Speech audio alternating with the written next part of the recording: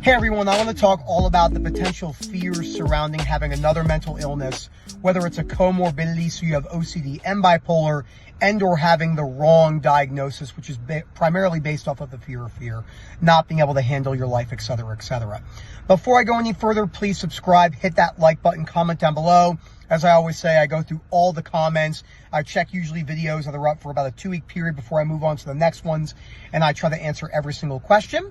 And if you're interested in our coaching and webinar services, specifically if you're struggling with this particular fear, because we see it a lot, especially when it comes to schizophrenia, bipolar, and then also neurologic conditions such as the fear of health, OCD with amnesia, Parkinson's, ALS, etc., info@ocdrecovery.com, and we'll get back to you in a timely fashion. So when I was in the mental hospital in 2019, they diagnosed me with bipolar. Now, at the time, I was pretty aggressive on how I handled that situation to the psychiatrist and his intern. I don't think I would have handled that today the way I handled it back then. So I was quite aggressive. I told them that they were idiots and morons. I said that, you don't understand OCD, which they obviously didn't understand OCD, but that's not the end of the world because most people don't understand OCD. I try to tell people, you can read 50 books on World War II, but unless you stormed the beaches of Normandy and you were there and saw the violence, your chances of understanding World War II from an emotional perspective are basically zero. And I think that's very important for most OCD and anxiety sufferers to hear. So when you're thinking about yelling at a provider, whether it's a mental health provider or a family or friend who are saying, hey, I think you might have this, realizing that it's okay if they don't understand. We don't have to hold that against them. It has no effect on the recovery. So the fear of having bipolar or schizophrenia all comes down to fear.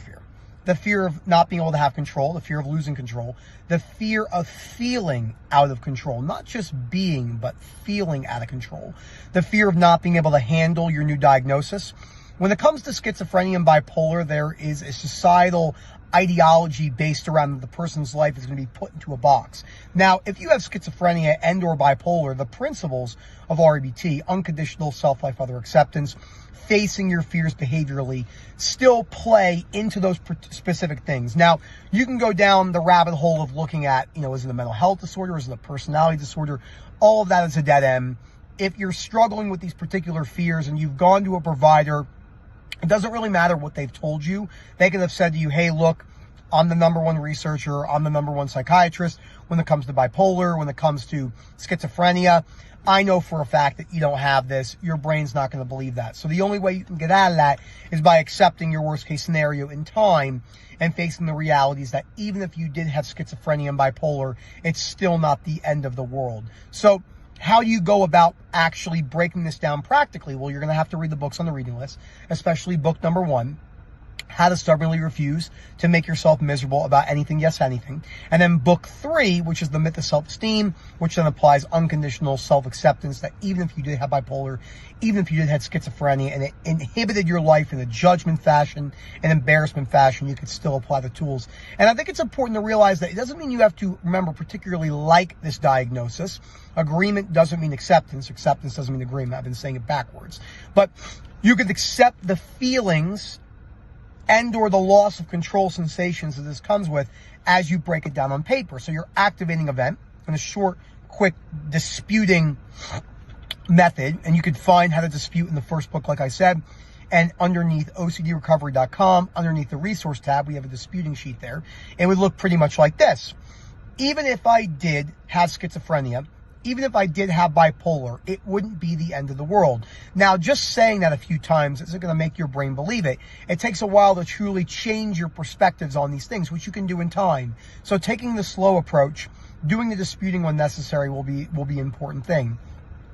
The other piece of it is getting comfortable with wearing all the discomfort that surrounds the possibility of having schizophrenia or bipolar. So the feeling of loss of control, the potential hearing voices in your mind, the memory issues, the fear of going manic, the fear of being depressed, etc., and all those things.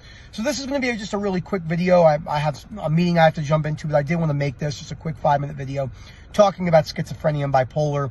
Again, everything surrounding this is the fear the fear of loss of control, getting comfortable with not reaching out for reassurance, not compulsively seeing the people that would diagnose you with this and breaking it down on paper.